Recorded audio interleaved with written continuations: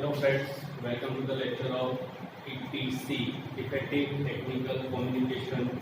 We are in chapter number 2. Its title is Technical Writing. In last lecture we have studied about what is the importance of technical writing and where do we are going to use this technical writing.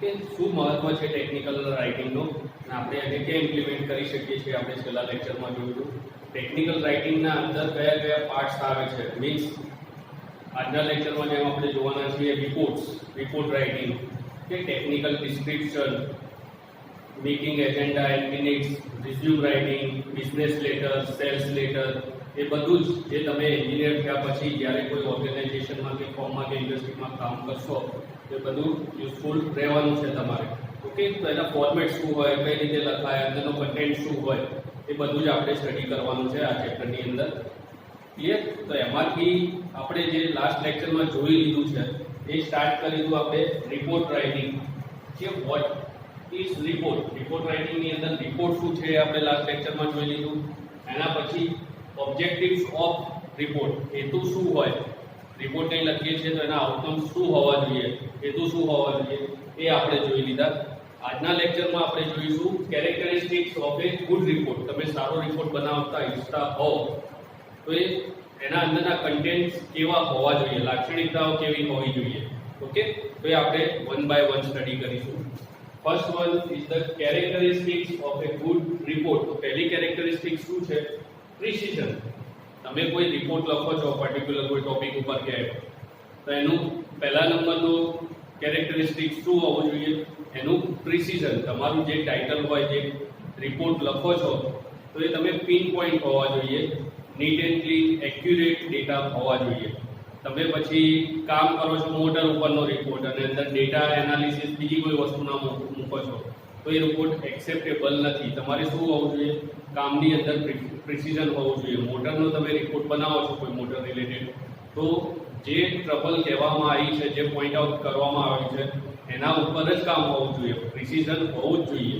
Okay કોઈ ભૂલ report લખવામાં કોઈ ભૂલ ફોર્મેટિંગમાં ભૂલ language ખોટી use કરવી એ બધું આના અંદર એક્સેપ્ટેબલ નથી શું હોવું જોઈએ પરફેક્ટ હોવું જોઈએ પ્રિસિઝન એના અંદરની મેઇન એક કી છે કેરેક્ટરિસ્ટિક્સ છે તો તમારો રિપોર્ટ સારો લાગશે second is the factual details report તમે બનાવો છો એના અંદર જે પણ ડિટેલ ભરો છો એ કેવી હોવી જોઈએ ડિટેલ કેવી હોવી જોઈએ ફેક્ચ્યુઅલ મીન્સ ઓરિજિનલ સાચી ડિટેલ હોવી જોઈએ ગપ્પા નહીં ઓકે પ્રેક્ટિકલી તમે જે પણ ડિટેલ લાવો છો પ્રેક્ટિકલી લાવો છો મીન્સ ટેસ્ટ કરીને પ્રૂવ થાય ત્યારે તો એ ડિટેલ સાચી કહેવાય ઓકે તો એના અંદર પાછું રીડિંગ એડજસ્ટમેન્ટ નહીં કરવાનું સપોઝ આપણે ટ્રાન્સફોર્મરનું બ્રેકડાઉન ટેસ્ટ જોઈએ છે ઓઇલનો કે ટ્રાન્સફોર્મરની અંદર ઓઇલ આપણે રાખીએ છીએ એના કુલિંગ માટે અને ઇન્સ્યુલેશન માટે તો એ જે વોલ્ટેજ રેટિંગ હોય છે એના કેટલા કેવી ઉપર બ્રેકડાઉન થાય છે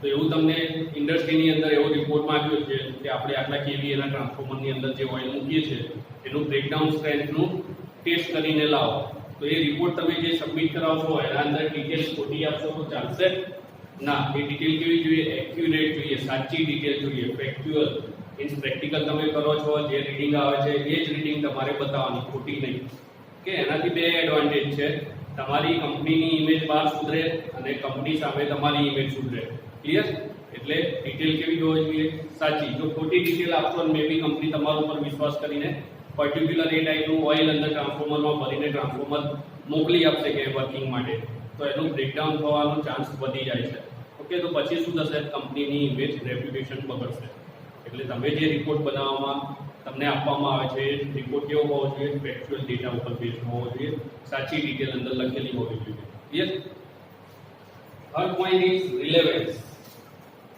પોઈન્ટ સી રિલેવન્સ એટલે શું થાય તમને જે ટોપિક ઉપર રિપોર્ટ પ્રેઝન્ટ કરવાનો છે એ ટોપિક ઉપર જ કરવાનો મીન્સ તમને કીધું એ રામાયણ લખો તો રામાયણ જ લખવાની અંદર શ્રી કૃષ્ણ અર્જુન આ તે બધું અંદર મેન્શન ના થવું જોઈએ ઓકે મહાભારત અંદર ના આવવી જોઈએ મીન્સ તમારો જે ટોપિક છે એ જ રિલેટેડની ડિટેલ અંદર હોવી જોઈએ અને સાચી જે આપણે બીજો પોઈન્ટ જોઈએ ફેક્ચ્યુઅલ ડિટેલ્સ ઓકે તો સાચી ડિટેલ અંદર હોવી જોઈએ તમારો મેઇન જે પોઈન્ટ હોય છે એના રિગાર્ડિંગ જ બધી ડિટેલ્સ હોવી જોઈએ. આગળ પાછળ નજીકની ડિટેલ્સ એ બધું ચાલશે, પણ એ કેવું હોવું જોઈએ? ટોપિક ઓરિએન્ટેડ જ હોવું જોઈએ, જેથી જે રીડર તમારો રિપોર્ટ વાંચે છે તો એને એના અંદર ઇન્ટરેસ્ટ રહે. તમે તમારા મેઇન મુદ્દાથી ભટકી જશો તો પછી જેને તમે રિપોર્ટ સબમિટ કરાવવાના છો એને વાંચવામાં કોઈ રસ એટલો રહેશે નહીં. ક્લિયર? એટલે મેઇન વસ્તુ શું છે? રિલેવન્સ. ટોપિક ઉપર તમારે રહેવાનું, એનાથી આજુબાજુ થોડું હશે ચાલશે, પણ એનાથી દૂર નહીં જવાનું, જેથી રીડરને અંદર તમારા રિપોર્ટ વાંચવામાં ઇન્ટરેસ્ટ રહે. Next is reader orientation. તમે રિપોર્ટ જે બનાવો છો, કોને અનુલક્ષીને બનાવો છો એ પ્રમાણેનો રિપોર્ટ હોવો જોઈએ. ઓકે, સપોઝ હું મારી ઇન્ડસ્ટ્રીમાં હું એક નોર્મલ વર્કર છું. ઓકે, તો મારે કોઈ રિપોર્ટ બનાવવાનો છે, એ રિપોર્ટ મારે સબમિટ કરવાનો છે જનરલ મેનેજરને કંપનીના. તો જનરલ મેનેજર મારથી ઊંચી પોસ્ટવાળા છે, એમને રિપોર્ટ મારે સબમિટ કરાવવાનો છે. તો લેંગ્વેજ ફોર્મેટ જે છે એ કેવી હોવી જોઈએ? જનરલ મેનેજરના લેવલની, એમને ગમે, એમને ઇઝીલી ખબર પડે એ ફોર્મેટ હોવી જોઈએ, એ લેંગ્વેજ હોવી જોઈએ. મીન્સ મારા મગજમાં હોવું જોઈએ કે હું રિપોર્ટ લખું છું અને એ રિપોર્ટ કોને પબ્લિશ કરવાનો છે, મારે કોને આપવાનો છે. તો એ પ્રમાણે ફોર્મેટિંગ અને લેંગ્વેજ યુઝ કરવી પડે. ક્લિયર? હવે જનરલ મેનેજરને રિપોર્ટ મોકલાવું છું, રફ પેજમાં લખીને આપી દઉં કે 4 મોટર જોઈએ છે, 4 આ પાના જોઈએ છે, 4 લીટર ઓઇલ જોઈએ છે, તો એ બધું ચાલશે ના. પર્ટિક્યુલર ફોર્મેટ હોય, લખવાની લેંગ્વેજ હોય, ફોર્મેટ હોય, ફોલો કરવી પડે ને એ પ્રમાણે પછી આગળ મોકલાવી પડે. ક્લિયર? તો રીડર ઓરિએન્ટેશન. બીજું, હવે હું જનરલ મેનેજર છું અને કોઈ વર્કરને મારે કોઈ ઇન્ફોર્મેશન પહોંચાડવી છે, તો સેમ ક્રાઇટેરિયા મારે ઊંધી ડાયરેક્શનમાં ફોલો કરવો પડે. શું કરવું પડે? લેંગ્વેજ એવી યુઝ કરવું, ફોર્મેટ એવી યુઝ કરવું કે વર્કરોને ઇઝીલી ખબર પડે. જે એમને સમજવાની લેંગ્વેજ હોય, સમજાવવાની લેંગ્વેજ, એ લેંગ્વેજ વાપરવી જોઈએ. ઓકે, મીન્સ જેને જે લેંગ્વેજ ખબર પડે, જે ફોર્મેટ ખબર પડે, એ આપણે યુટિલાઇઝ કરવી પડે. તો જ જે રીડર હોય છે રિપોર્ટના, એ ઇન્ટરેસ્ટ લઈને રિપોર્ટ વાંચી શકે. Clear? Okay. Point is the use of simple language. Okay, easy છે ટોપિક. શું છે? use of simple language means તમારા જે રીડર હોય કાં તો જેને તમે રિપોર્ટ સબમિટ કરાવવાના છો, તમારી જે લેંગ્વેજ હોય છે એ એવી સિલેક્ટ કરો કે જે ઇઝીલી સમજાઈ શકાય. ઓકે, ફોર્મેટ છે, લેંગ્વેજ છે, એ બે તમારા રિપોર્ટને ક્લિયરલી વિઝિબલ બનાવી દે છે, સમજાઈ શકે એવું બનાવી દે છે રીડર માટે. કે લેંગ્વેજ અટપટી વાપરશો, સેન્ટેન્સ ફોર્મેશન ખોટા હશે તો રીડર સમજી નહીં શકે. પહેલું પેજ વાંચશે, બીજું પેજ વાંચશે, પછી બંધ કરીને મૂકી દેશે. મીન્સ આખો રિપોર્ટ વાંચ્યા વગરનો પડ્યો રહેશે પહેલા 2 પેજ બાદ કર્યા સિવાય. ઓકે, તો એવું ના હોવું જોઈએ. શું હોવું જોઈએ? લેંગ્વેજ સિમ્પલ યુઝ કરવાની, જેથી વાંચવાવાળાને તમારા રિપોર્ટમાં ઇન્ટરેસ્ટ રહે અને આખો રિપોર્ટ વાંચે. કે તમે મહેનત કરીને રિપોર્ટ બનાવો, પહેલા પોઈન્ટથી લઈને છેલ્લા પોઈન્ટ સુધી બધું જ સાચું છે, બધા સારા ડેટા તમે ક્લિયર બધી ઇન્ફોર્મેશન લાવીને ડેટા ફિલઅપ કર્યા છે, પણ જો લેંગ્વેજ યુઝ નહીં કરો સરખી તો શું થશે? રિપોર્ટ વંચાશે નહીં અને તમારી મહેનત બધી શું થશે? પાણીમાં જશે. ક્લિયર? એટલે use of simple language. Point F is the special format.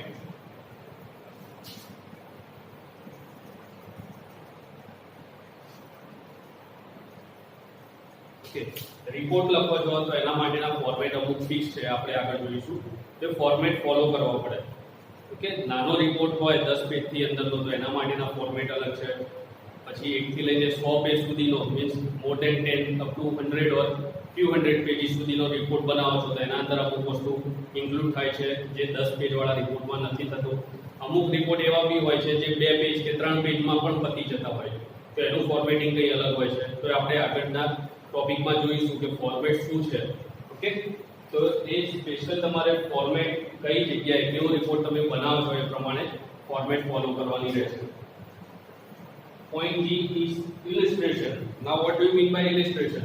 તમે રિપોર્ટ્સ જો ડિપ્લોમાથી ડિગ્રી કરીને તમે આયા હોય તો 5th સેમ અને 6th સેમ ડિપ્લોમાની અંદર રિપોર્ટ રાઇટિંગ કર્યું હશે, એના અંદર ટેબલના અંદર રિઝલ્ટ મૂક્યા હશે, ડેટા હશે, પછી ગ્રાફિકલી રિઝલ્ટ શો કર્યા હશે, તો એ બધું શું કહેવાય? ઇલિસ્ટ્રેશન કહેવાય.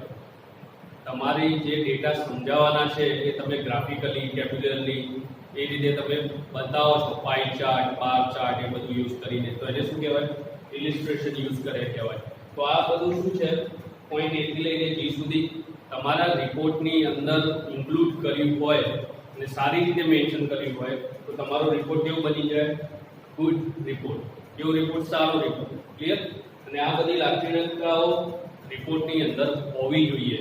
પ્રિસિઝન હોવું જોઈએ, ફેક્ચ્યુઅલ ડેટા હોવા જોઈએ, રિલેવન્સ ટોપિકના રિલેટેડ જ લખવું જોઈએ, રીડર ઓરિએન્ટેડ, જેને તમે ડેટા સોંપવાના છો તો એ એમની પોસ્ટ શું છે એ પ્રમાણે તમારે લેંગ્વેજ યુઝ કરવી જોઈએ.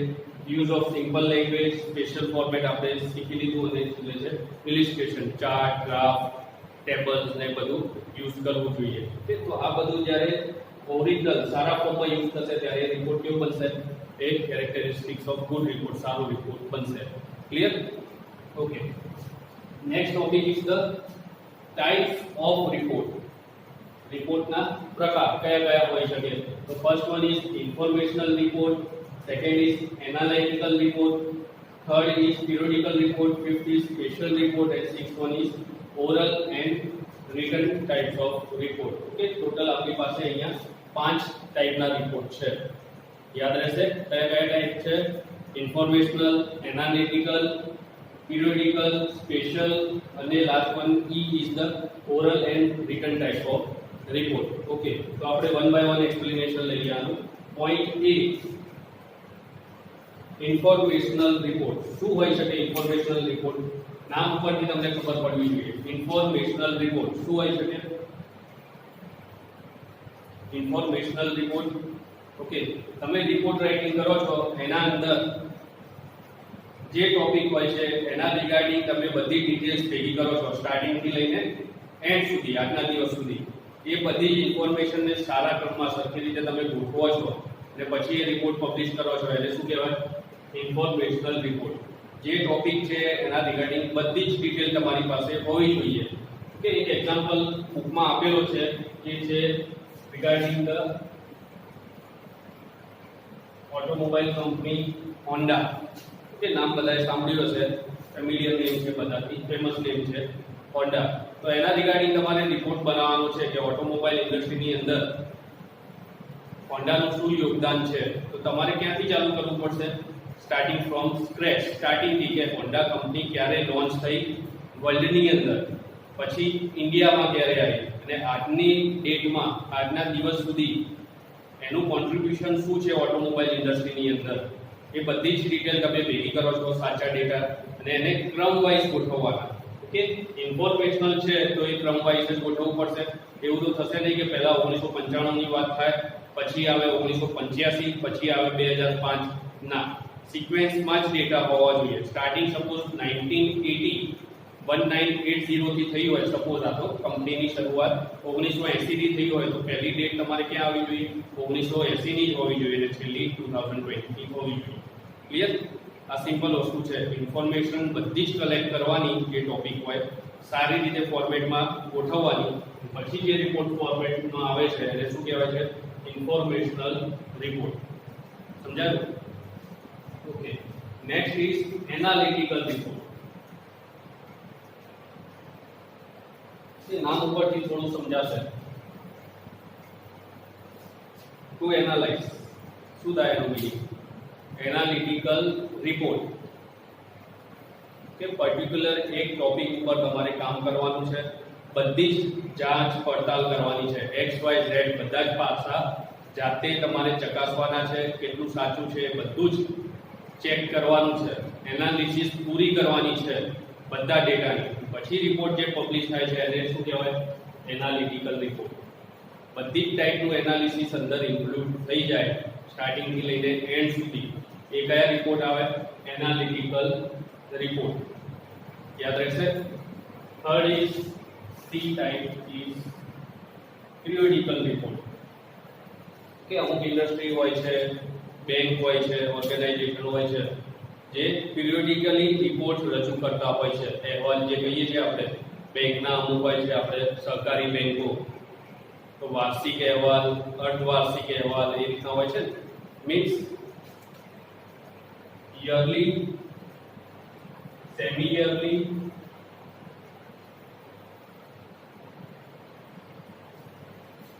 વાર્ષિક, અર્ધવાર્ષિક, પછી આવે છે ક્વાર્ટર, 4 મહિનાનો રિપોર્ટ, 3 મહિનાનો રિપોર્ટ, મહિનાનો રિપોર્ટ, અઠવાડિયાનો રિપોર્ટ અને પર ડે રિપોર્ટ. ઓકે, આ ટાઈપના રિપોર્ટિંગ ઘણા બધા ઓર્ગેનાઇઝેશનમાં ચાલતા હોય છે. કઈ ટાઈપના? યરલી, હાફ યરલી, ક્વાર્ટરલી, 3 મહિનાનો રિપોર્ટ, પછી આવે છે મહિનાનો, અઠવાડિયાનો અને છેલ્લે પર ડે રિપોર્ટિંગ પણ હોય છે. તો એ બધા રિપોર્ટ શેમાં આવશે? Periodical report. Clear?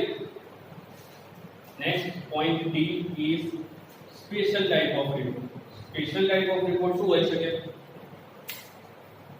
Special report means special કોઈ ઇવેન્ટ બને છે એના રિગાર્ડિંગ જે ઇન્ફોર્મેશન ભેગી કરીને પ્રસ્તુત કરવામાં આવે છે એને શું કહેવાય છે? Special report. ઓકે, આપણે એક ઉદાહરણ લઈ લઈએ કે fire accident in the industry. ઇન્ડસ્ટ્રીમાં કોઈ ફાયર એક્સિડન્ટ થાય છે તો એના રિગાર્ડિંગ રિપોર્ટ જે રજૂ કરવામાં આવે છે એ શું કહેવાય? Special report. એ રિપોર્ટ રોજિંદા આપણે બનાવતા નથી. રોજ હોય છે ઇન્ડસ્ટ્રીમાં કોઈ ફાયર એક્સિડન્ટ રોજ થતું હોય એવું પોસિબલ છે? નો, કોઈક વાર થાય. ઓકે, તો એના રિગાર્ડિંગ જે રિપોર્ટ આપણે બનાવીએ છીએ સ્પેશિયલ ઇવેન્ટ ઉપર, જેવું કે ફાયર એક્સિડન્ટ ને એવું બધું, તો એ કયામાં આવશે? Special types of report. Clear? Next is oral and return reports. આપણે આના ઉપર પહેલા લેક્ચરમાં ડિસ્કસ કરી ચૂક્યા છીએ. ઓરલ રિપોર્ટ શું હોય છે કે જે આપણે રિપોર્ટિંગ મૌખિક વર્બલી બોલીને આપી દઈએ છીએ એને શું કહેવાય છે? Oral report. જેવું કે ન્યૂઝ એન્કરિંગ. ન્યૂઝ આપણે બધા જોઈએ છીએ. શું હોય છે?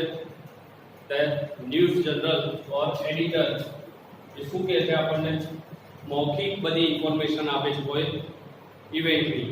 એ કઈ ટાઈપના રિપોર્ટ કહેવાય? Oral report. ક્લિયર? તો ઓરલ રિપોર્ટ છે એનું ફોર્મેટિંગ ઈઝી છે, ફટાફટ બોલી જાઓ, જે કહેવું એ કહી દો, વાત પતી ગઈ. ઓકે, તો એ ઓરલ ટાઈપનું. પછી એને અઠવાડિયું રહીને, 15 દિવસ રહીને, મહિનો રહીને પાછું એના સેમ વસ્તુ યાદ કરીશું તો સમાચાર અડધા કલાકના એક પોઈન્ટ ઉપર બતાયા છે. તમે બધું જ રિવાઇન્ડ કરવા જશો તો એમાંથી તમને 15 મિનિટનું હાર્ડલી યાદ આવશે. પાછા 10 દિવસ જવા દઈશું તો 5 મિનિટનું કંઈ યાદ આવશે. અને ટાઈમ સાથે ક્યાંક 2-5% તમને એ ઇવેન્ટનું કંઈ યાદ રહેશે. ઓકે, પણ એની કમ્પેરમાં રિટર્ન રિપોર્ટિંગ હોય તો શું થાય?